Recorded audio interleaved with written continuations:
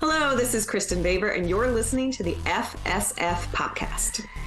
The show where R2-D2 may be the ultimate ride or die droid, but he's still going to snitch on us for being bad podcasters.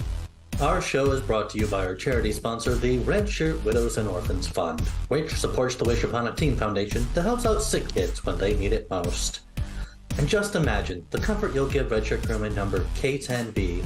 She'll know that when she puts on the red shirt and writes about the good, bad, and the Empire, that she didn't leave her family destitute and without hope, because Red Shirt Widows and Orphans Fund has her back. And what's left of her Arabesh stamped blog. All right, guys, our guest today is an author and associate editor of StarWars.com, not only with timely articles and reviews of really cool Star Wars content, but she's also interviewed other members of the Star Wars universe and, Lucasfilms and all those great, wonderful things. So there should be two things that are obvious about this introduction. Number one, our guest is probably used to being on the other side of the microphone or the other side of the interview. And number two, I just wanted to see how many times I could say Star Wars in an introduction. And so far we're at 4. Okay, Star Wars, that's 5. Anyway, let's all take a moment to welcome Kristin Baver to the FSF podcast. Welcome to the show, Kristin. Thank you for having me. That was a great introduction. Star Wars. 6 Star Wars. Aww. Yeah, we're always thrilled to be able to talk with somebody who's out doing the things in the Star Wars world. Doing the nerds work. People who are actually doing the real work. We're just sitting here giggling. Wouldn't it be cool to talk to them? Today's dirty game is brought to you by Star Wars. Oh man, is it as bad as the bottom game? Bottom. But yeah, see what I did there. But we're always happy to talk with somebody who's out in the Star Wars universe and has roots in the fandom. And it always makes for a fun conversation because I'm a massive Star Wars fan and I just bring these two along for fun. But one thing I always want to know about our Star Wars themed guests is, what was your entry point into the Star Wars universe and what keeps you coming back? That's a great question. So my entry point is probably a very similar story to all three of you and most people listening or watching. When I was a kid, I got action figures for Christmas one year, and they were Buff Chewbacca from Power of the Force and his friend R2-D2. And I cannot now recall, because I didn't know how often I would be asked about this specific moment in time in my life. I cannot now recall if I got the action figures first and then watched the films, or if I had seen some of the films and then also got the action figures, because it was all kind of happening in that same time and space. But I do distinctly remember getting those action figures because little did I know that was about to start a lifelong and very expensive habit of acquiring more Star Wars action figures. But also just getting that entry point of seeing the films for the first time. This was just a hair before the special editions. We had them on VHS. We watched them on the Sci-Fi Channel when they were available on the Sci-Fi Channel. I remember, even though we had them on VHS, if it would come on the Sci-Fi Channel, I would just kind of like stop everything else I was doing and watch, from that point forward. They were those movies, in my house growing up. And what I didn't know at the time was that my parents and my sister, who's 5 years older than me, had already entered that universe, and I was the latecomer as the youngest. My sister had the vintage Yoda puppet from when Empire Strikes Back came out. I believe my dad had Splinter of the Mind's Eye in paperback from, when that originally came out, nice. Pre-Empire Strikes Back. And my mom had the LP version of the soundtrack to A New Hope. So, all three of them, they had other items too, but like, if I had to pinpoint, one thing that made me realize as a child, oh, this thing I feel like I just discovered and is brand new and is, it's actually 20 years old, but it's fine, is something that all three of you love too, separately. That's so weird. But to answer the second part of your question, so that's kind of the basis of that love. And I remember going to see the special editions in the theater and feeling just so elated that I could finally see these movies that I loved, on the big screen as intended. And, and then shortly thereafter, we got new Star Wars movies. And I was like, this is the best time. What? But I think what keeps me coming back, because there's certainly been times in my life where, post prequels, I thought, oh, okay, well, that was fun. Now I'm a little bit older, I'm going to do more serious things. And right, see how that worked out? And kind of moved off from it, moved away to other fandoms, interests, whatnot. But it never really left me. And so when Force Awakens came out, and all of a sudden we had new action figures and new stories and new characters to love, I always kind of describe it as that moment in Ratatouille where I was like sitting in the theater watching Force Awakens, just the Star Wars came up on screen, and it's like all of a sudden I'm 10 years old again, and I'm sitting in that theater, and I'm just so excited to be there. And I couldn't believe how lucky I was to get to experience an all new Star Wars story again, because I thought that time was over, and I thought, all of those things had passed me by.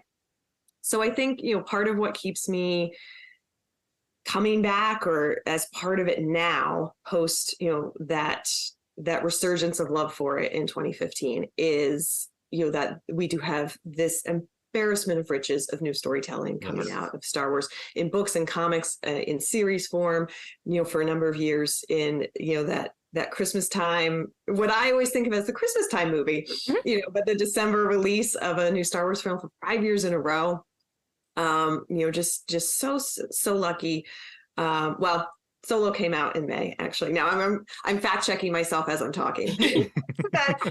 not every December for 5 years, but you know what I mean. We had films for a number of years. We have series, we have books, comics. There's just so much really cool Star Wars stuff coming out. But I don't, as I'm talking through it now, I'm not even sure that it's the fact that we have new content, and I don't think it's the fact that we have new content that is what really, keeps me engaged with it, as much as it is the quality of those stories and how relatable those characters continue to be, and how much I just love being immersed in that galaxy and feeling very confident while I'm watching those things that, yes, these things could really happen. These characters could be real people. This all feels, it passes the test for me of, yes, I absolutely have, checked my disbelief at the door. This is entirely real. I get it. I identify with so much of what you just said. Mm-hmm. The only difference for me is growing up when I was real little, it was just my mom, my brother, and I, so money was really tight.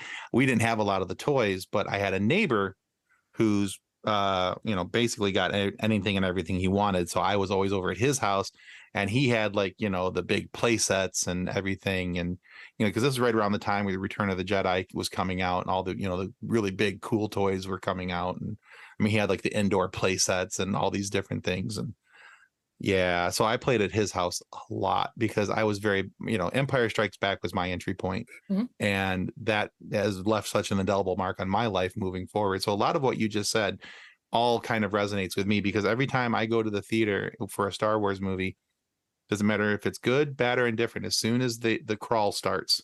That first note of the theme song hits and the tears start. It gets me. I don't have any tears, but I do have giggles. I may have giggled in a movie theater once or twice when it started off, but that's a whole different story. So did anyone else have these 6-foot cardboard cutout of Jar Jar? No. Oh, okay. Just me? But I distinctly remember I was a member of the Star Wars fan club around the time of special editions and the prequels, and I remember did you read Star Wars Insider at that time? Did you get it at that point? Because it had that. No, I did not. So it had a catalog in the middle of the magazine, and it would be like, oh, would you like to order some cardboard standees? And I was always like, I would like to do that, but I don't know where to put them in my room.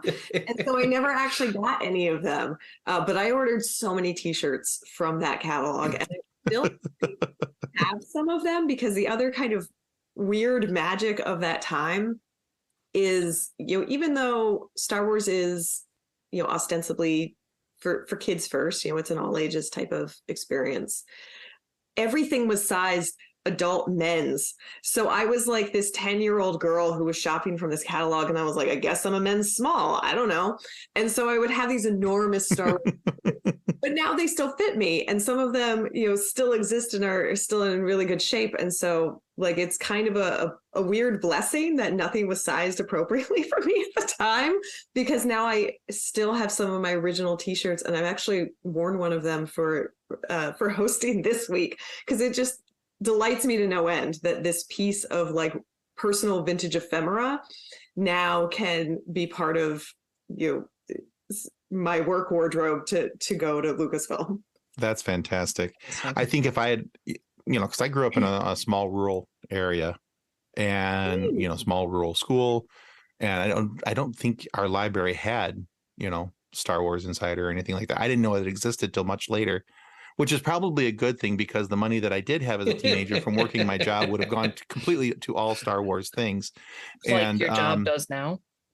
You know what? Shush. So I'm not at my actual office right now. I'm visiting some friends out of state. But if I was actually at home in my studio, my office, my whole wall behind me is nothing but Star Wars Funko Pops, and so. Although I love that even though you're not at home, you still have the Return of the Jedi poster behind you somehow. Like, you're still on brand. Well, if it was to turn a little bit, there's also the Empire Strikes Back. There's the New Hope poster over there. Couple of lightsabers up on the wall. My buddy's a geek too, so it helps. Nice. I like it. Yeah, and I love too that, like, you were talking about your entry point into Star Wars, and I don't remember watching Star Wars for the first time. I was so young. My brothers are 10 and 12 years older than me. My parents are Star Wars fans. Like, Star Wars was just a thing. Like, I legitimately do not remember watching the original trilogy for the first time. But when episode 1 came out and my brothers are like, hey, you want to go see this movie with us? I'm like, yes. And I was 8, right? 8, something like that. When did? Yeah, you're ridiculously young. 99, and I think that is probably the perfect age to experience that movie, because you're like right on the cusp of being exactly the same age as Anakin and really being able to teleport yourself into that position. And then when you're introduced to Jar Jar as, I guess I would have been 7. When you're introduced to Jar Jar as a 7 or 8-year-old, he's hilarious. Like, that was a good entry point with reviving my love for the fandom with the yay. And then now with the Obi-Wan series, I have a 4-year-old daughter. I look at little Leia with the, oh my gosh, it's my kid. Like, that spunk is what, oh my gosh, yeah. That spunk is what I have to deal with. That is, but then if I can raise my daughter to be like Leia, to then be General Leia, I'm like, yes, we can do this. Like, I love that it doesn't matter where you are in your life, it's still Star Wars. Also, I love that you position it as you were 7 and you like rediscovered your love for it. That feels very much like, when you're 7, you feel like you've lived such a long life already, and you're 7, right? And I think it was just like it was new and shiny again, and the toys were new, and it was like, hey, this is a thing, this is cool. And yeah, totally. At 7, you think that you've lived so long, though. Yeah. Well, and that was a really interesting time to be a fan, because I remember the toys came out, unless I'm misremembering, which is entirely possible on this fine Friday. But I believe the toys came out before the film debuted. Mm-hmm. Oh, so yeah. All these characters, and you were like, who is Padme? Who is Jar Jar? And you had no idea. But you were just like buying them based on the design and hope that you would fall in love with them. And totally fell in love with Darth Maul before I saw the movie. That design is next level amazing. Mm-hmm. Oh, yeah. Iconic. Understood. So I was looking through your list of articles on StarWars.com, which is an impressive list of things that you've talked about, that you've written about. I was personally quite entertained by the Pan Solo article. The idea of making a giant bread solo was just fantastic to me. And then your most recent article about the costume design for Andor, because those costumes were gorgeous. And that is such a cool article. And I know that as an interviewer, you know that the what's your favorites question is not really a great question.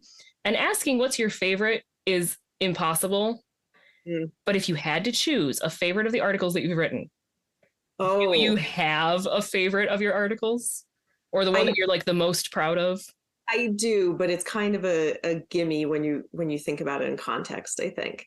And I definitely have probably like a top list of, their most memorable to me, or their, some of my favorites, either because of the way they came out or the experience of getting to do the interview.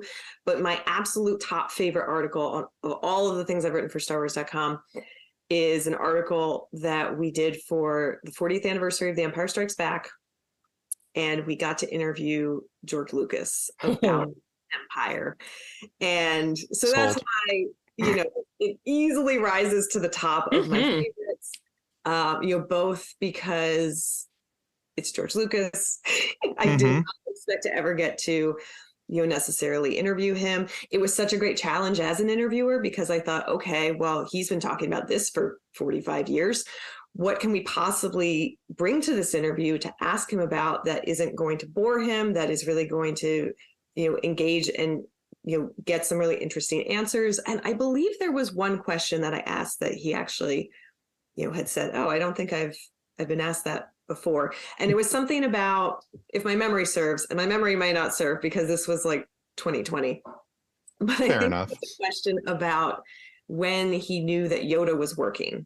Because, if you teleport back to when they're making Empire Strikes Back, no one yet knows that Yoda is going to be such a sensation, and no one knows that, yes, what is essentially a Muppet can carry this extremely heavy part of the story, all about, the Force and how important it is. So I think that was the question, but, that is, my top article, personal favorite article of all the things I've written, just because, I have so many sense memories too, of like doing that interview and then getting done with that interview and thinking, oh, I hope I actually ask good questions, because, sometimes you're just like so in the zone and so focused that you just like, your brain turns off, and then you get back to reality and you're like, glad we recorded that. And I can check it later and see what I did there, because I have no memories now. And I'm really just happy too with the way that article turned out. And I was so glad that we got to celebrate Empire, because Empire is my personal favorite movie of all the Star Wars movies. When I was a kid, it was Return of the Jedi. And now as I've gotten older, it's turned into Empire. Is, if I had to only watch one Star Wars movie for the rest of my life, I would pick Empire every single time. It's because it's a great movie. I love though that your brain does the mind wipe thing too. There have been so many times that we've gotten done with an interview and my husband's like, so how did it go? I'm like, I have no idea. I think it went good. Yeah. But I think it's a testament to being super focused on the subject and in the moment. And, so you're trying not to kind of drift off. You're really trying to just be engaged, and make sure that you're asking good follow-up questions. And in order to do that, you have to listen really carefully. And so all of that skill set, for me at least, ends up being at the end of it, I go, well, I hope that was good. And then I listen back to it. And I don't know if this has ever happened to you, Kathleen, but I will listen back to an interview. This happened a lot, actually, when I was transcribing for The Art of Star Wars: The High Republic, because we did like 25 different interviews for that or more. And so I would be listening back and I'd be like, oh no, I should have asked them this question. And then literally the next question is that question. But, in my mind, I thought, oh no, I totally forgot to ask them this important thing. But, your brain is wired in a very specific way. And so like my brain was still going in the same pattern of thought that it had been going through. I've done that. But, once again, and it happens so frequently, I think, where I'm just so plugged into the moment and trying to be plugged into the moment that when I listen back to it, I have almost no memory of some of these questions that I asked. I myself that, oh yes, you did in fact ask the obvious to you follow-up question. Good job, past me. Yes. There you go. Yeah, there's been many times when I've been watching playback of a video of something that we've done, and I'm like, it's almost like, I have no memory of this place. Yes. And just very glad that either Kathleen or Nick saved me on something, or that I actually did ask the secondary question the follow-up question that I should have asked, to somebody's response, or I had the appropriate response to something. Because half the time there'll be, the question is out there and they're giving the response, and I'm listening to it and I'm going, oh, that went a different direction. Golly, what did I do? And I've like fast forwarded to, try to, oh, okay. I did okay. I've had a couple of times. I've had a couple of times too, where like I'm thinking about oh man, this is the follow-up question I should ask. And then whoever we're interviewing answers it before I asked it. And I'm like, it must have been the right question then. Yes. There you go. Yeah, I love that kind of like weird, magical, like hive mind, or it's a Vulcan mind meld. Mm-hmm. Some sort where you're in an interview and you're asking questions and then you think, oh man, I've got to segue them into this next bit. And then they say something that so perfectly segues into the next question you ask them. And you're just like, we are on the level today. We are. Yes. I love that moment. And speaking of segues, I should still buy one of those. Do they still make Did I just do it for you, Nick? Did I segue into the next question you wanted to ask? I mean, you were segueing into a segue, so it was segue. So we've discussed your entry into Star Wars, and we've also discussed something that is also dear to you. So what was it that has made you to get into the career path of being a writer?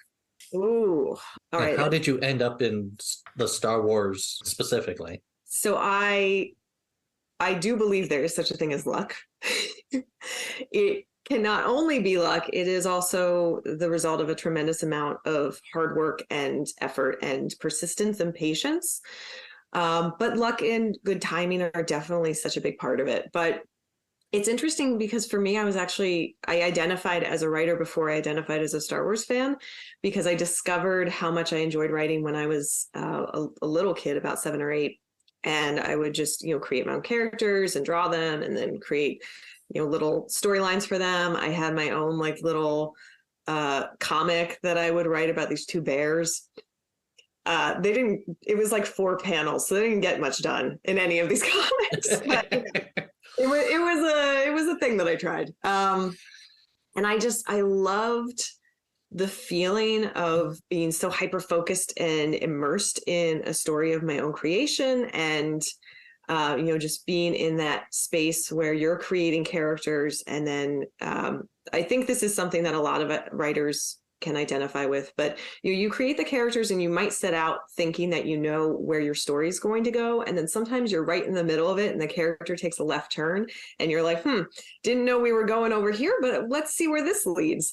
And it's almost like there's 2 separate people at play, which sounds a little crazy, but it's like you're the writer, you're steering things, but then your character makes a decision you hadn't foreseen and you just kind of run with it and you see where it takes you. So this is a really long rambling answer to say that I loved writing when I was a kid. And when I got older, my parents suggested that, if I wanted to be a writer, I might want to study a very practical type of writing so that I could have a job with a 401k and health insurance while I was writing and not just hoping, to get published, which, is a very parental type of response.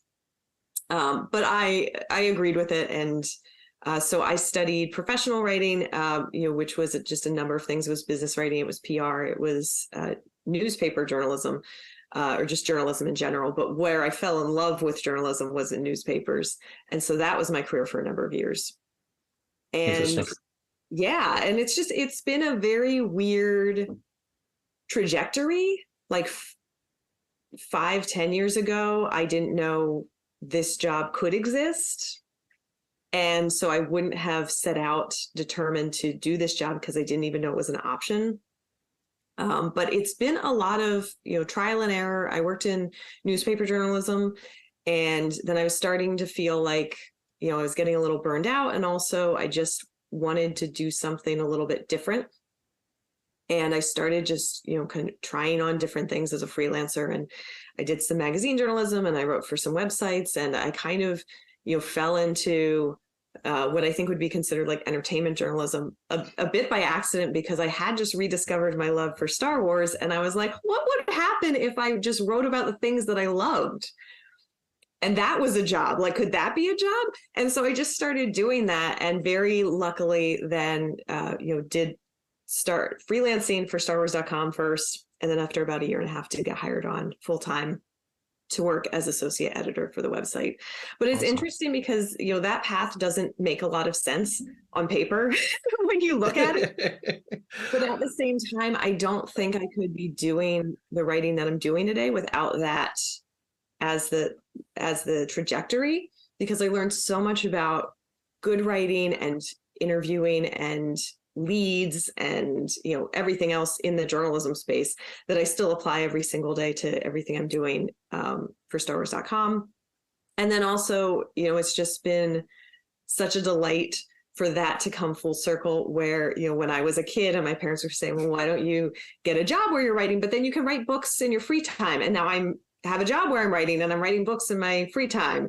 And so it's just, it has worked out tremendously well. And I feel so grateful and lucky that, I have gotten to this point. But again, it's perseverance, it's persistence, it's putting in the time. And then it's also just luck of being at the right place at the right time when all of a sudden, you get to do the thing that you maybe didn't even know you always wanted to do. But now that I look back on it, I think, oh no, of course if someone had told me, hey, this could be an option, I'd be like, yes, sign me up for that. I want to do that. How do I get to that? I want that one. Yeah. As you were telling your story, I couldn't help but imagine, like you were saying, like almost a different story for yourself. And I was thinking of like small town journalists and how all of a sudden she starts writing about lightsabers and using the Force in a story that has nothing to do with Star Wars. Yeah. Yeah. Well, and it is funny because like, Tim, you were saying, you grew up in a rural area. I grew up in a rural area and you worked in like a small town community, daily newspaper space. And so, when I left that job to move to San Francisco, I had several conversations with people because, I was working a specific beat. And so I had to go to them and say like, hey, I'm not gonna be around anymore. I'm handing you off to this person, finish off whatever stories I had been working on. And I know a couple of them were like, the big city, you're going to San Francisco. Are you going to be okay? It's so far away. So it's been really funny to kind of see that, mentality. And then for some other people, because I was certainly, a little bit daunted by it, not only because of where the job was that was driving that decision, but which is kind of funny and ridiculous. But also I was like, obviously I have to do this thing. Why would I not do this thing? But so some of their concerns like, ooh, are you sure about San Francisco? I was like, don't know. We'll find out when I get there. He's going to be great, I hope. Not totally unfounded. Well, actually, that was really good segue. See what I did there? Into my next question. So, and now, a word from our show sponsor, Level Up Sabers.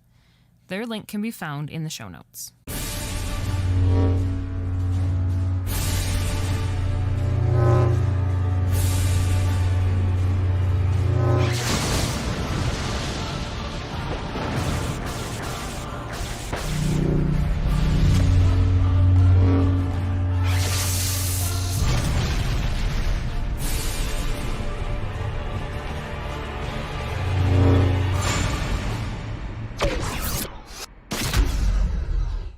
you mentioned some of your articles that you've written. You talked about the books that you've written, and you have several Star Wars books that are some really cool reference style books. About what's going on in different parts of the Star Wars universe, whether it's about the Skywalker family or it's about the art of the High Republic, which I checked that book out recently. That is fantastic.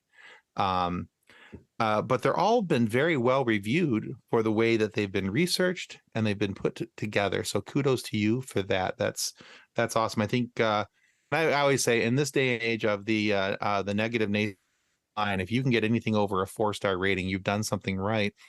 But all the books of yours that I looked at had between a 4.8 and a 4.9 rating. So the closer you get to 5, you're pushing perfection there, kiddo. So well done.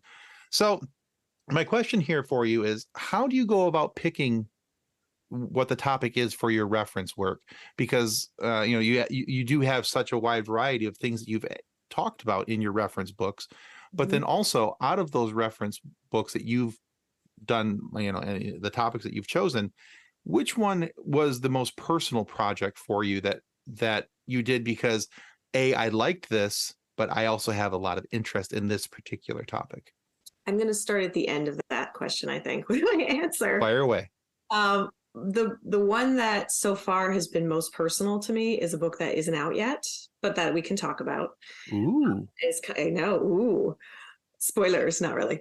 It's coming out next year, and it's called Star Wars 100 Objects. And it's the most personal book so far for me because it's a book that I pitched, that I really, really wanted to do, and that really kind of cements my love for a couple different facets of, both writing and Star Wars and prop builders and, telling stories in universe, because it makes it feel like you continue to be immersed in the Star Wars galaxy.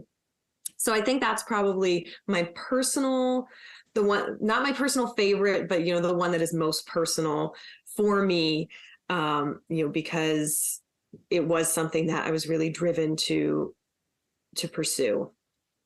But I will say a lot of these books, come about through so many different conversations where, I might not have been the one to pitch it, but, someone else within the sphere said, oh, we should have a book like this. Who could do that? And my name got lobbed into it, which is always a little stunning to me when it happens. And, of course, I find out about it because I get approached and they say, hey, do you want to write this book? And this actually happened with Art of Star Wars: The High Republic, where I got the email and it was subject line, The Art of Star Wars: The High Republic. And I thought, oh, good. I'm so glad they're doing one of those. This is great. And then I had to read the email to actually see that, no, they're not doing it. You're doing it if you want to do it, because someone needs to write this book. They're just saying, hey, we have all this art. Who could drive this? Who could write this story? So I've just been, tremendously lucky, I think, in getting offered a lot of really cool projects that pair so well with my skill set. But a lot of that is also knowing a lot of the folks who are, driving some of those decisions, and being very lucky to get, my name put into that particular goblet of fire. I'm mixing all the fandoms today. The Vulcan Mind. I love it. Fantastic. Like it's all just coming together. That's okay. I referenced Lord of the Rings earlier, so we're all good. We're all good. We welcome all the references. Absolutely. The more the merrier. Yes. But I will say, aside from 100 Objects, Skywalker was, they're all kind of really personal to me in different ways. Skywalker was really personal because, when I came onto that project, it was just this idea of, hey, the Skywalker saga's done. So how do we celebrate the family? And, how could we write this book?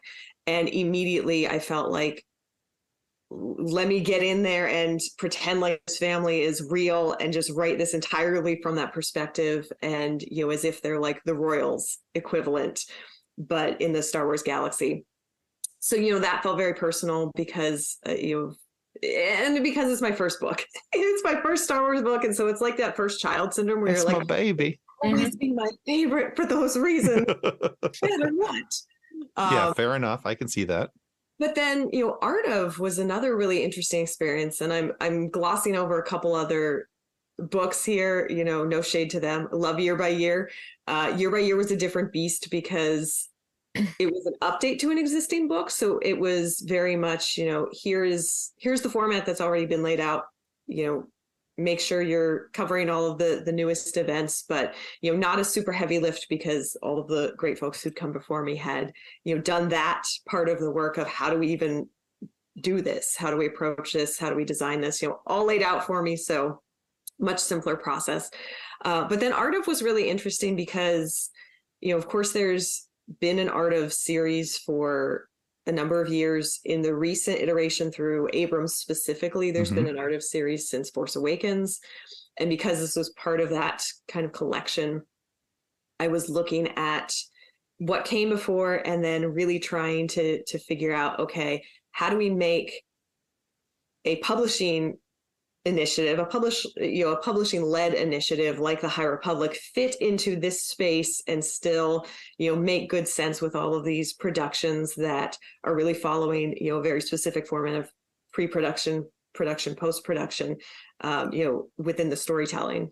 I don't know if I even answered your question. Oh, you Oh, did. you did very much so. And I love it because I can see why you have to put a bit of yourself into everything you do, because if you don't, you're not going to enjoy it. It's not going to be fun. And especially because of something Star Wars related, it's something you appreciate, and I can see why you'd have certain levels of attachment or involvement to each different project that you do. But it's nice to know that there are ones like, even with this, there are interviews that we do. I love every episode that we've put out. I have attachment to everything that I've done, but there are a couple where I was, the 12-year-old kid sitting here going, hi, thanks for talking to me. This is cool. Sam Witwer. Anyway, Sam came on, and I had to shut off my camera for a couple seconds just so that I could compose myself. I was completely fanboying, off screen, like, it's okay. You can talk to him. It'll be all right. You produce a lot of people to Jolly, so understandable. Yeah. You and Sam Witwer, me and Will Wheaton, yeah. He's amazing. Yeah, we had such a good time with him. If we ever get Felicia Day on, I might. But, Right. Oh, no. If we get Felicia Day on, I'll just be like, I have forgotten how to talk. Yeah. It's going to happen. It's going to be a thing. It will be. So you do put so much of yourself, I think, into your work if you're passionate about it, if it's something that you really care about too on that personal level. And I think with Skywalker in particular too, because it was my first book and because I felt like I had to rewrite the emails to that editor so many times because they were just all in caps. And I was like, he's going to think I'm screaming at him, but I'm just really excited and I need him to know. And then I was like, okay, calm down. And I think by the final, third revision of this email, it was one word was in all caps. And I think it was I would absolutely love to do that. Really jazzed about it. But, I feel like when I was writing that book, I know when I was writing that book that I had the feeling that this could be the only chance I ever get to do one of these. There's never a guarantee that it's going to work, that they're going to like it, that it's going to do well, that you're ever going to get this shot again. So I thought, okay, let's make it count. And I just put, everything I could into that book during that process, with the idea that, I hope I get to do more of these. I hope I get to write other books. But if this is the only book I ever get to write in this space, I'm going to make it count. Excellent. Real quick, do you know when your Star Wars 100 Objects is coming out? I'm going to say it's April 2023. Okay. Yeah, it looks like Amazon's saying April 4th, so... That sounds right. Okay. She's like, yes, go with that. That's the one. We'll go with that. That sounds good. Yes. I know it's right around Celebration Europe. My brain currently is just get to the end of 2022. I know it's that, but it's my brain can only function till January 1st at this point. It's that's a 2023 problem, Nick. I don't know. It'll come out sometime. That's 2023 Kristin's problem. Yeah, Exactly. I keep trying. My brain keeps trying to check out of 2022. I completely understand. Oh yeah. Yeah, but I believe April 4th is correct. If that is a Tuesday, Maybe. Could be. Possibly. So we have talked a lot of Star Wars and a lot of work, and on a completely non-work related note, we are all pet people here. And I saw online that you have a cat named Hector Smidget, which I absolutely love his name. That is That's fantastic. fantastic. I have two cats. I have Nymeria Patrice and I have Ernest Fitzgerald. So I love crazy names for cats. So could you tell us where his amazingly amusing name came from? Oh, I love this question because I love a chance to talk about cats, and especially my cat. I'm actually going to switch. That was a loud noise on my computer. I'm going to switch mugs for a second because this is Hector Smidget's mug. Oh my goodness! Well, how cool is that? The cutest face. This was a lovely gift from a friend a few years back, and just so happens to remind me to hydrate during the workday and just throughout the day when you're at your desk and maybe forgetting important things like hydration. So Hector Smidget is my ginger tabby. He is 13 and I've had him since he was 8 weeks old. So he and I have been through a very, long, I've had him for a long time. I have flown him cross country now 5 different times on 5 different occasions as my carry-on bag. He's lived every place I've ever lived on my own, as an adult person. And he's just my pride and joy. I love him. And we're all pet people, so you know. Yeah. So he has a wonderful personality too. I think he's hyper vocal, which for some people would be really annoying. And honestly, at 3 a.m, it sure is. But the rest of the time, it's kind of adorable. And he also has like this little mustache that you can kind of. That's cute. Yeah. Like a very expressive looking face, and then coupled with his mouth always being open and always shouting at me about things. He's got a very big personality. But to answer your question, his name actually comes from when I got him from the shelter.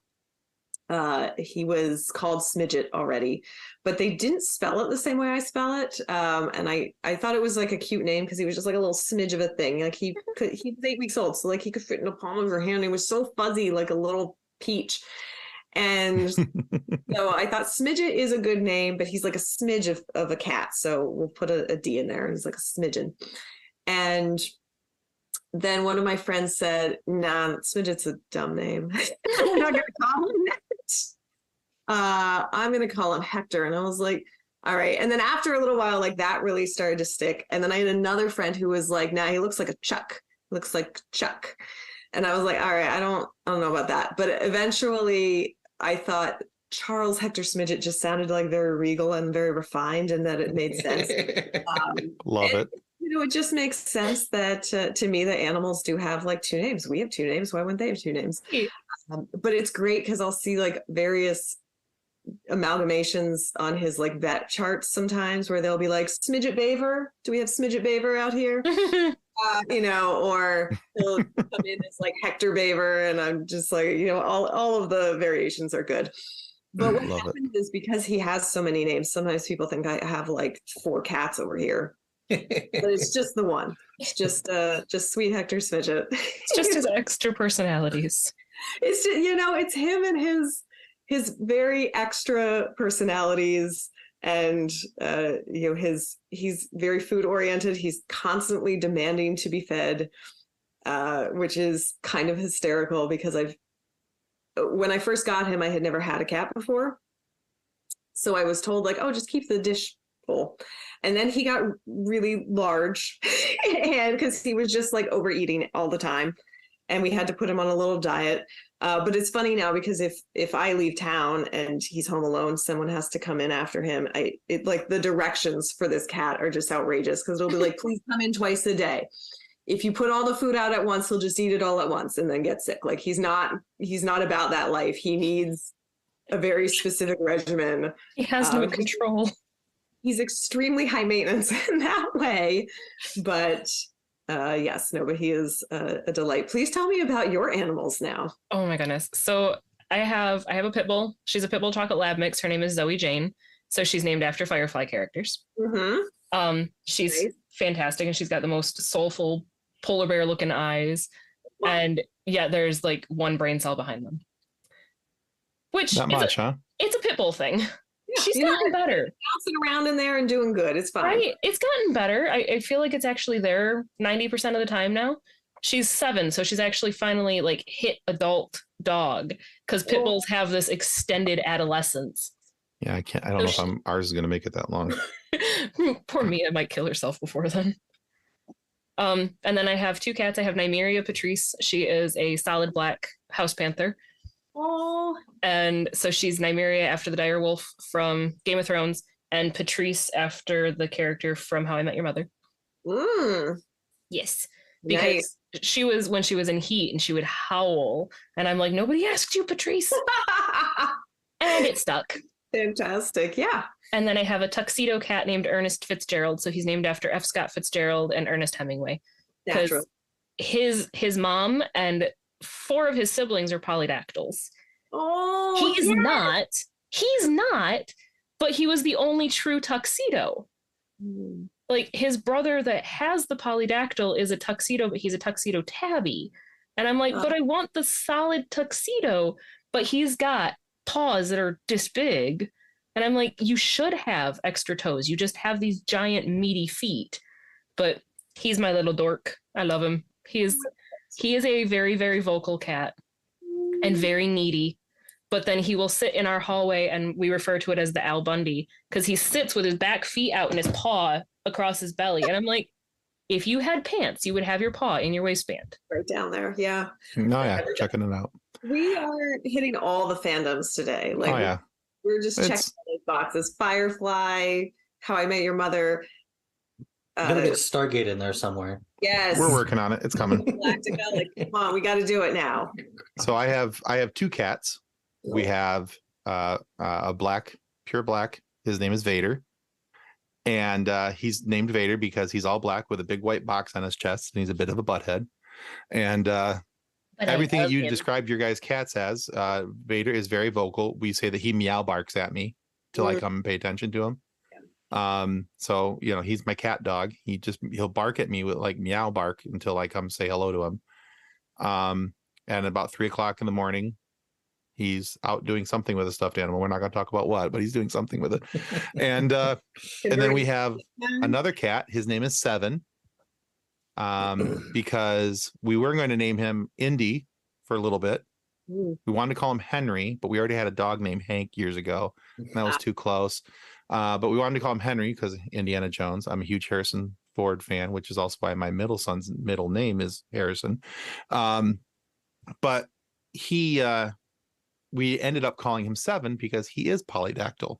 And he has these massive mittens on his front. He has 7 toes and 8 claws on each of the front of his hands. And so because he was a mutant, they were like, we're going to call him Beast or Hank, or Henry, because that's Beast's name. But we came down to 7. He is such a marshmallow of a cat, though. Yeah, he's very cute. And he's fluffy and snuggly, and you just want to. He's a long hair. Yeah, he just wants to. He's very cuddly until he's not, and he lets you know when he's ready to not be cuddly. Until he drops dead birds at people's feet. Yeah, there's a whole story about my neighbor I got to tell you about sometime. But and then we have 2 dogs. We have Mia. She's a 1.5-year-old pit bull with half a brain cell, because I think they get the full brain cell at 2 years old. It's a good thing that she is as sweet as she is. It really is. You put down them fingers. I don't want to see those. 4. They don't get the full brain cell until they're 4. She is quite possibly the dumbest and sweetest dog I have ever met in my entire life. All she wants is love. It doesn't matter who's giving it.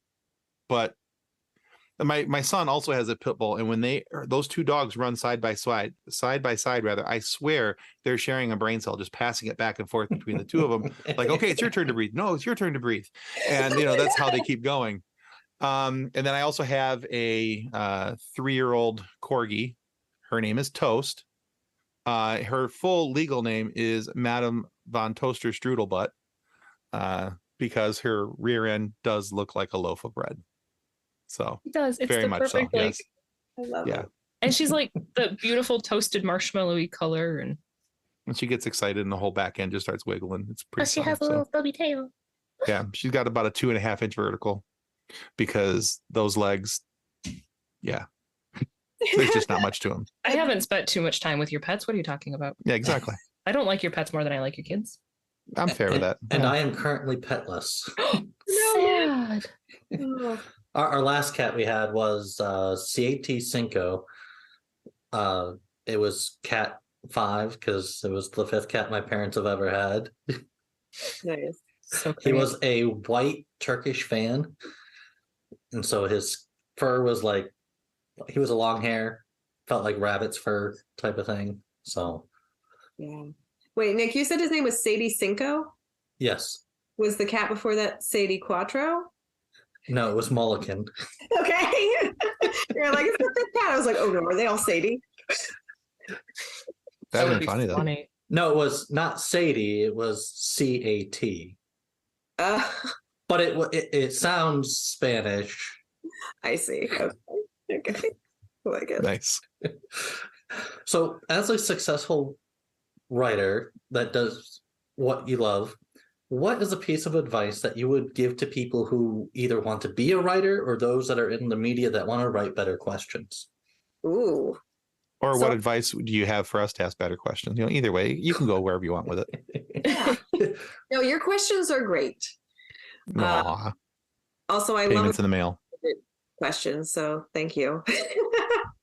So I think it's kind of a two-parter of advice because writing and asking questions aren't necessarily the same muscle, I think. So my advice to ask better questions is to worry less about the questions you're asking and listen more. Because I often find the best questions that come out of an interview are not the ones I necessarily thought about beforehand and wrote down, but they are the follow-up questions that come just from listening to someone's answer and seeing the way their face lights up about one particular thing. And then, trying to kind of pull on that thread, even though you didn't know it was there when you were prepping. So you didn't have a question related to that. And sometimes, honestly, the best questions aren't questions at all, but are really just like, tell me about this thing, and letting the person, just go off whatever direction they want to go into. But in terms of writing, I think the best advice there is to not, nothing, if you want to be a writer, nothing is stopping you from being a writer. It's one of those very lucky things that, in terms of as a hobby or as a pursuit, it doesn't take a lot of money, to buy the equipment for it. Really, all you need is a pad of paper and a pencil or a pen.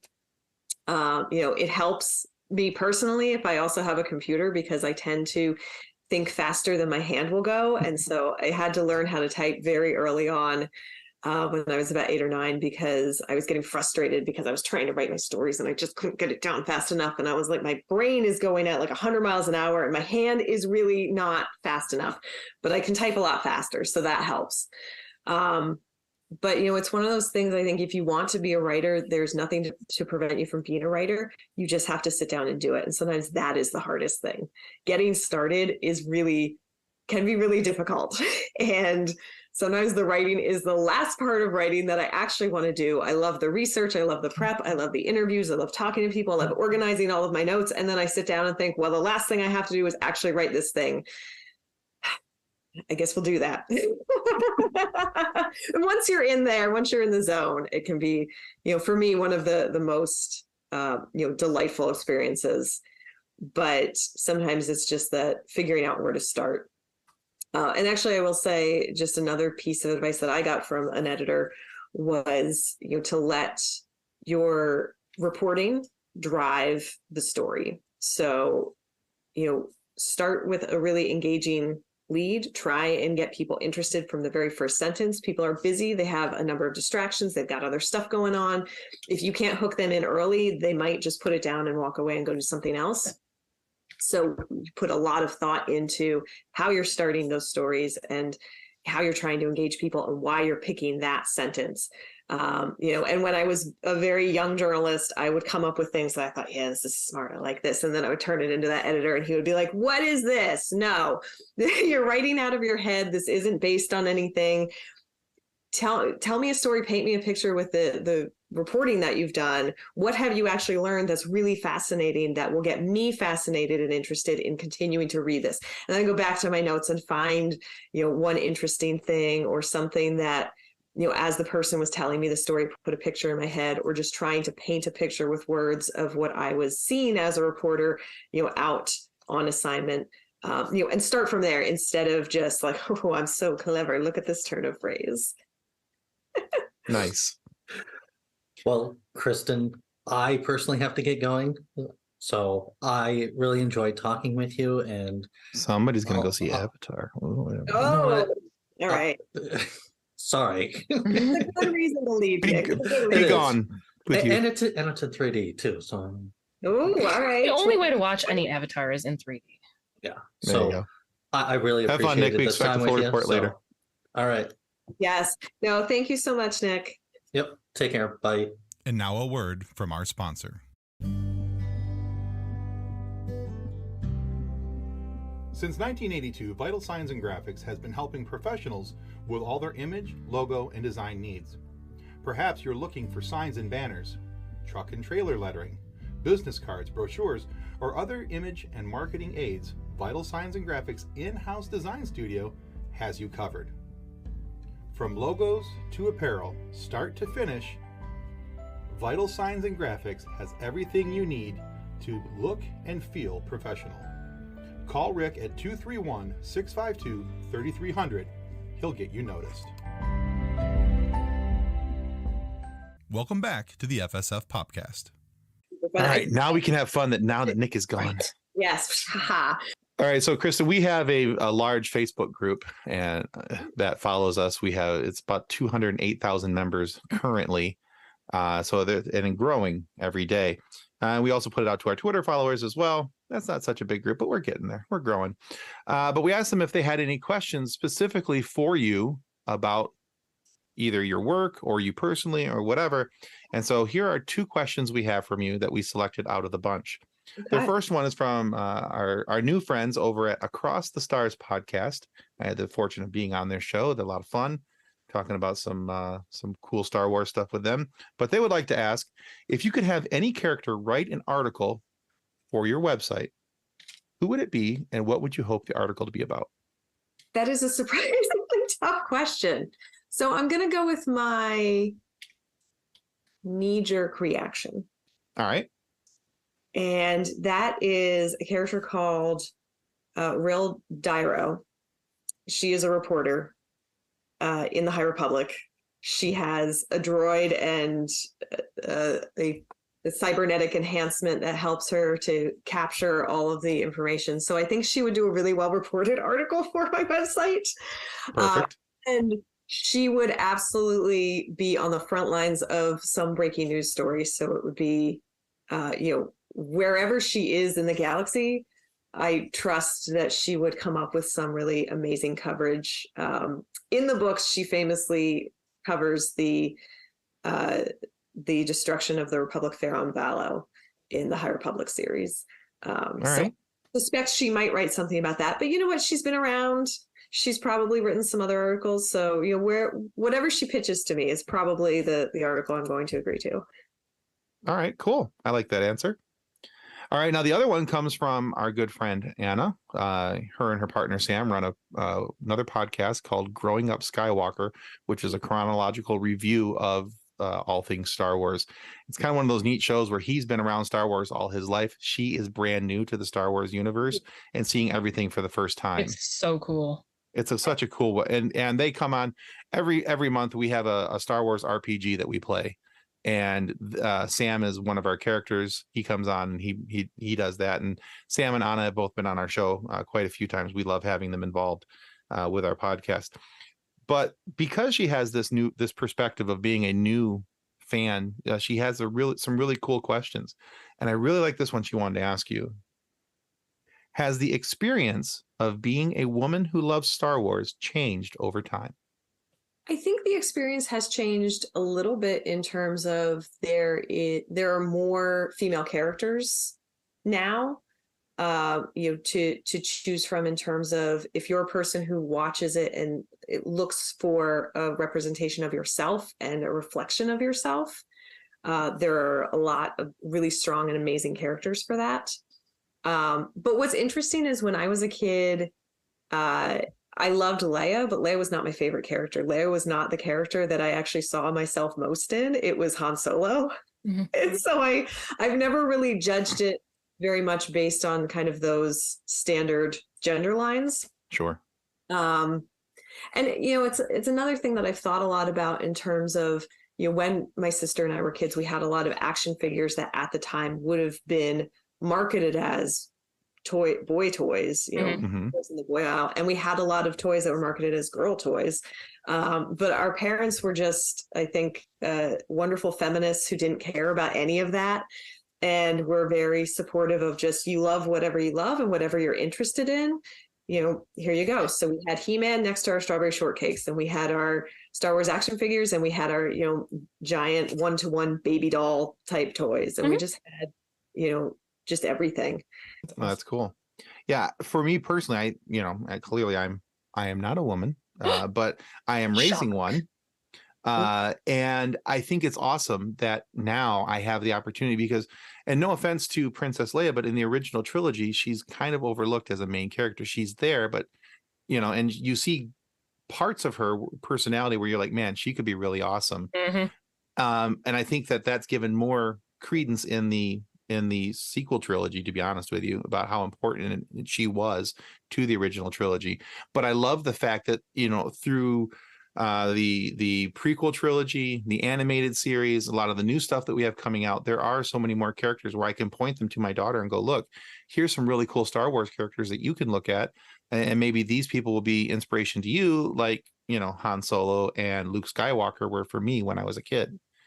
For me, as a father of a young woman, it's kind of a cool aspect for me to be able to look at that and see that there's opportunity for her to be able to say, oh man, Rey is so cool.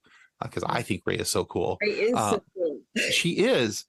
Rey Skywalker, thank you. And I love the fact that there's Ahsoka and there's all these other awesome characters for young women to be able to look at and say, you know what, this is part of my Star Wars fandom now, and be able to use that, in growing up. I just think that's a cool reality that we have now that was not there, 20 some odd years ago, maybe. Right. I think it was there, but sometimes it was more subtext than text at times. Like, this is something I realized as I was going back and working on the Skywalker biography.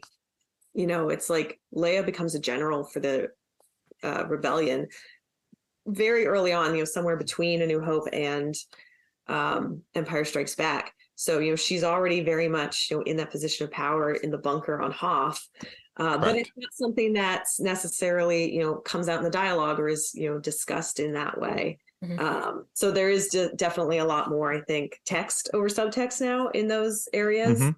And I think we're also seeing a lot of just representation across the board to allow more fans, no matter where you're coming from, to see yourself, which is so important.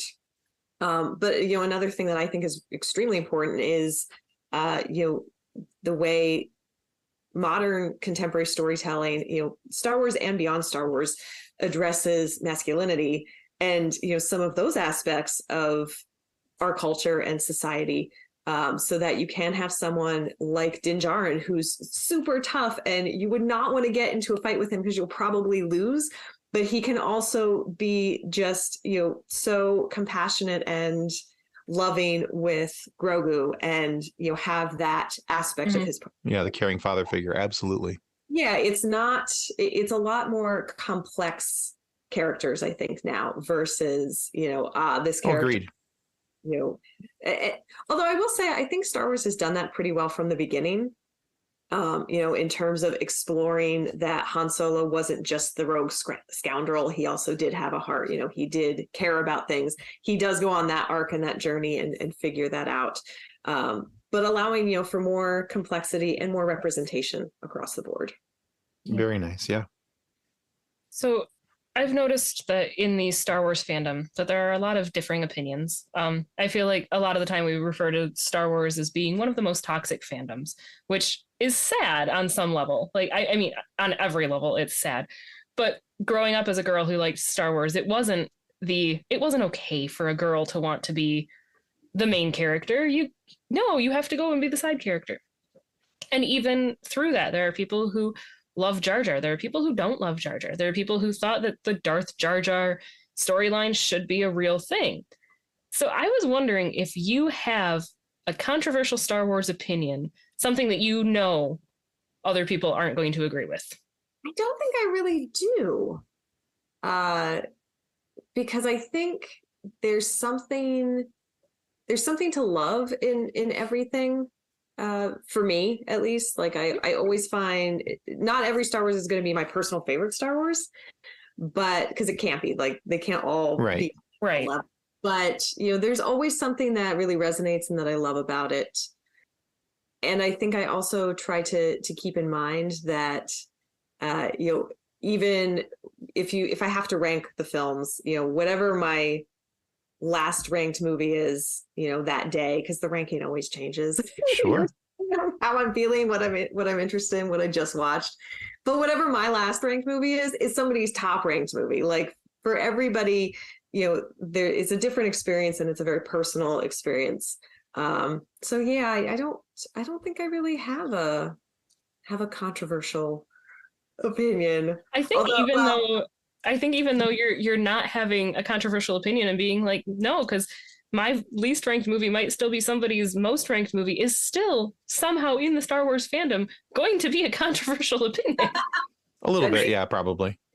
Although I will say, like, it does make me sad to hear stories about people who, felt like they were, told, oh, you can't like this, when they were kids. And I don't, I was just never told that, or if I was lucky enough to be, brought up in such a way that I had like some kind of like armor against it, because I don't really remember that as part of my own experience. I do remember getting challenged to like trivia contests, which I thought were fun because I was good at it, because I memorized a lot of Star Wars facts.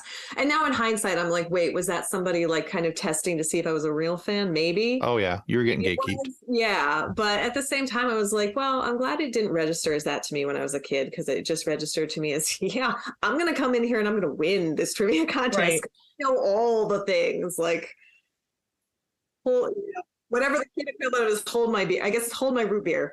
Right. Hang on, like I got this. Yeah, my husband dealt with it even with. I mean, we live 20 minutes away from where he grew up, and he's seen people that he went to high school with, that he went to school with, wearing Star Wars T-shirts, and he's like, "You tried to beat me up for that in school. You thought that Star Wars was the stupidest thing. You picked on me for being a nerd, and you're going to wear a Star Wars shirt and talk about taking your kids to Star Wars movies." He's like, that's not fair. Like, I think fandom in general, though, has become so much more mainstream in the last oh, sure, 20 years than ever before. And some of it was that people who grew up loving something continued to love it into adulthood, and continued to get to collect it, or express that in some way, whether it's creating a podcast or having an amazing collection of lightsabers from Star Wars, or whatever that fandom is. And then to go to conventions and see other people who are exactly like you. Ooh, I like that there's a prop happening. Lightsabers. I just can't reach the other ones. Okay. Yeah. So it was like, are you about I'd use the Force, but I can't get them to fly off the wall over here to me. Fair. That's fair. Yeah. I can just reach my daughter's lightsaber. I can't reach mine. They're up there. That's okay. But yeah, it has become a lot more mainstream. Mm-hmm. Definitely. Well, that's a great answer, honestly, because I think that there's been so many positive changes when it comes to the fandom that have allowed for the expansion of other people to be involved and see the fun and join the fun. And there's always going to be there's always going to be that one guy who thinks he has to gatekeep everybody else because it's mine and I was here first, or whatever that goes through their brain. I don't know. But I'm glad that there are people who have the outlook that you do, and that there's that appreciation for all things. And, there's room for everyone. That's the thing, I don't have to like everything about Star Wars that somebody else likes. Somebody else doesn't have to like all the things about Star Wars that I like. That's just the way it works. That's why they're called likes and dislikes. Yeah. And even just a little back, we do every Wednesday, we do a 5 at 5. There's 5 reasons to watch this or not watch this or whatever. And I ranked my top 5 Star Wars. That was the hardest episode that I think I've ever put together, because trying to, I knew what number 1 was. Past that, it was like, well, how do I feel about them today? Because, Right. And I think even in that, like, your number 3 was actually 2 of the movies. It possibly was, yeah. I always run into when it's like, if I have to try and rank my favorite Star Wars movies, it's like Empire is usually pretty firmly number 1. And that doesn't really waver because it has so much like nostalgia tied into it too, where it's like, even as much as I love and appreciate the films that came after that, it's like that one is just always top tier for me for very personal reasons.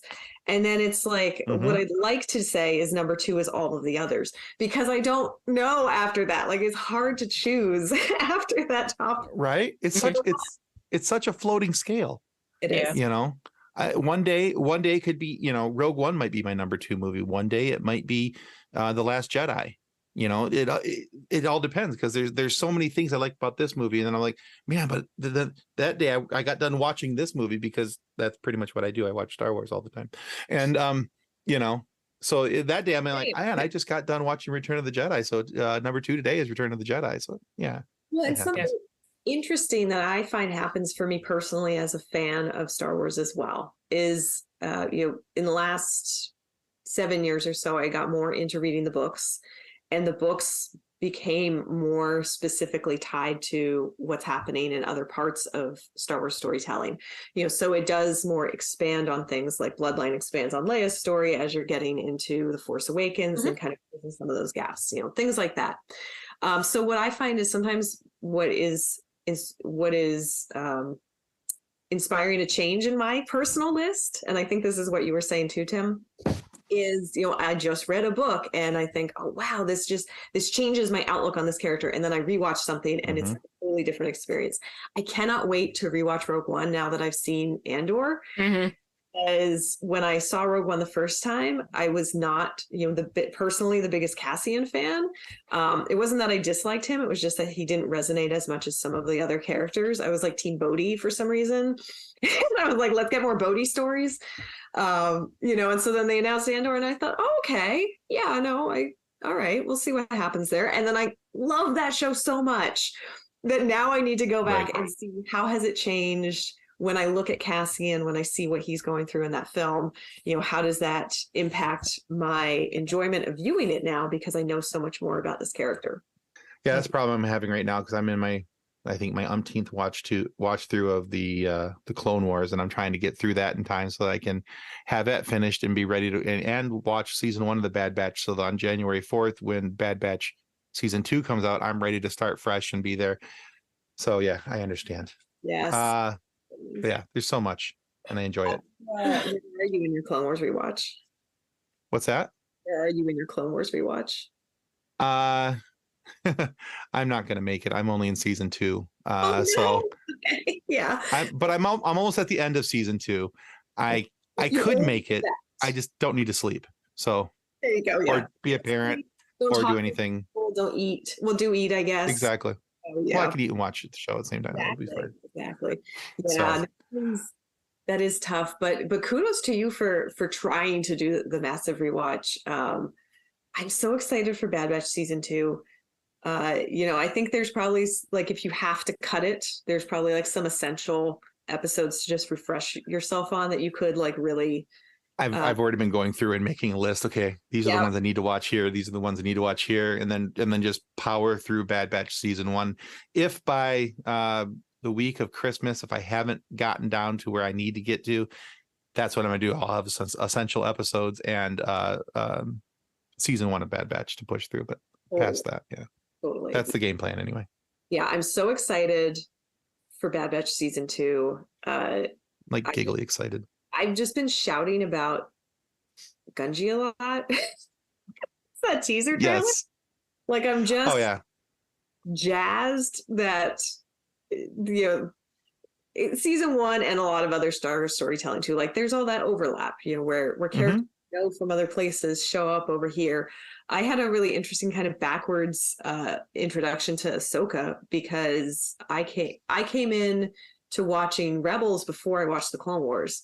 So I watched Rebels. Okay. I was like, oh, everyone's so excited about this character. Okay. And then I had to like figure out why. And then of course, I went back and watched all Clone Wars, and now I've rewatched it, a number of times since then. But it was weird to kind of experience it from that like 180 of not already having that connection to that character, but seeing her and seeing how important she was and seeing other people respond to it. And I feel like with some people are going to have that for Gungi if they didn't watch the Clone Wars, or if they didn't see that arc, or maybe it just didn't resonate with them in that same way. Right. that now people are going insane because there he is and he survived apparently. So it's like, Yeah. yes. I was excited during the trailer. I was like, oh, he's back. Right? And I'm just so glad they also confirmed it was him, because I was like, oh no, what if it's a different Wookiee? And everybody's getting excited about Gunji. But I think there was like something maybe in like the captioning or something that Yeah. I think, or maybe they just confirmed it at I think the closed captioning, if you had that on. Yeah. I think that had it. So, all right, Kristin, you have made it this far through the process that is the FSF Popcast. What we have next for you is a quiz. Since, it's not a gatekeeping quiz, it's just a fun quiz. So, it's 4 questions. I did think of a controversial Star Wars opinion, though, through this conversation. Oh, yeah, go for it. My controversial Star Wars opinion is that Max Rebo only has 2 legs. I'm just gonna drop it on it. Love it. Love it. I'm sitting near the maquette, which confirms this too. Like the maquette replica that has the 2 legs. And then, of course, if you had any of the Hasbro action figure renditions, you know that he popped out of his red Baljet organ and somehow had little legs under there and then his arms. But no, in my mind, little nubbies. 2 limbs. There you go. Fantastic. 2 bust. Like it. I love it. All right. So this is a 4-question quiz. Okay. All questions are multiple choice. Yeah. Okay. If you get 3 of the questions correct, we want to send you the book that Kathleen's going to hold up. Woo! It's called Custodians of the Cosmos. It's actually written by Nick's dad. He has donated some of those books for us to give to our guests, and it's where the Red Shirt Widows and Orphans Fund comes from. So it's all about a young man who wanted to join something quite like Starfleet, but not Starfleet, litigious reasons. And he washed out and decided to rejoin as a custodian to boldly clean up after those who had boldly just went. So, but it's... All right. Sorry, I opened up to a random page and it was where did it go? If they didn't get his stomach pumped soon, they'd be scrubbing grot worms off the ceiling. So yeah, there's some fun there. But if you get 3 of the 4 questions correct, we'd like to send you that book. And it's a lot of fun. It's a good read. Okay, so. I'm ready for this quiz. All right. Question number 1. Hey, but what happens if she doesn't? Oh, that's right. I'm sorry. If you only get 2 of the questions correct, we take a picture of you. We make a meme out of you, and we put it in that Facebook group we referenced earlier. So. It's wrong, but go on. I'm getting there, Kathleen. It's called Mute You. It's called the Fun Sequence. It's our fun sequence. We make a fun meme out of you. We put you in the group. I like it. And so far, everybody who's had a meme, there's not been very many, but it's a nice elite club. So. All right. Well, I'm happy with either way, either direction this goes. I'm excited. All right. Fantastic. All right. So question number 1. What was Finn's stormtrooper number? Was it FN 2319? Was it FN 2781? Or was it FN 2187? FN 2187. Very good. I was kind of hoping to catch you with a 2319, but you got it. All right. 2319. 2319. Question number 2. What is the name of General Grievous's flagship, which was not mentioned in the movie? A, the Invisible Hand. B, the Invisible Touch. Or C, the Invisible Cloak. Ooh, I think it's A. Is it A? The Invisible Hand. You are correct. Ooh. All right. That was tricky. That was a good one. Yay. Yeah, with each invisible, I thought, but what if? Right? Yeah. But what if, and hear me out. All right. Question 3. At what age did Padme Amidala become queen? Was it 18, 14, or 13? All right. I feel like I have a leg up on this because I wrote Skywalker Family at War. You probably do. I'm going to say 14. 14 is correct. And that gets you a book. All right. And now to totally put Tim's quiz to shame. You shush. Question number 4. Darth Tyrannus is also known as A, Qui-Gon Jinn, B, Mace Windu, or C, Count Dooku? See Count Dooku. Woo! All right. Very good. I think the thing is that she knew all the answers to the quiz. At least she didn't Sam Witwer me where I had to like, could you just let us get the questions out? Right. Sam absolutely demolished it. Oh my gosh. He didn't, it was borderline embarrassing. I believe it. and I knew that going into it because he has such a depth of Star Wars knowledge.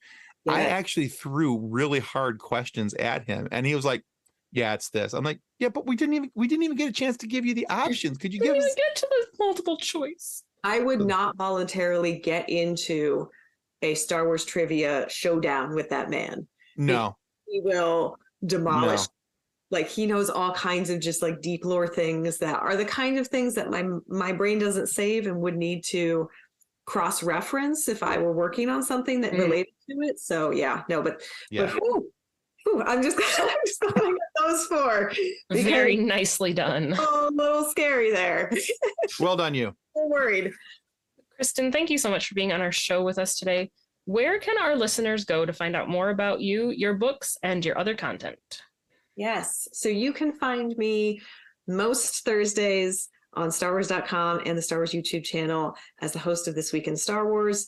I write a number of articles for StarWars.com as the associate editor. And I am also on Twitter, Instagram, and Hive at Kristin Baver. And next year, I'm currently on all of your bookshelves, wherever books are sold, with Skywalker Family at War, The Art of Star Wars, The High Republic, Star Wars Year by Year, and World of Reading, Galaxy of Creatures. I love to give that one a little nudge because it's a great early reader that I had the chance to work on. And next year, I will also be on your bookshelves with Star Wars Timelines and Star Wars Weird Objects. And I hope I didn't miss any of my book children. We are definitely going to link StarWars.com and your socials so that people can find you, they can follow you, they can read your amazing content, and they can find out for sure when your new book is coming out.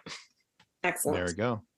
We also want to remind everybody that subscribing is the single most important thing that you can do to ensure that we get more amazing guests like Kristin Baver here today to have this fun conversation and have funny moments for you to listen to. So please do hit the subscribe button that you see down at the bottom of the screen.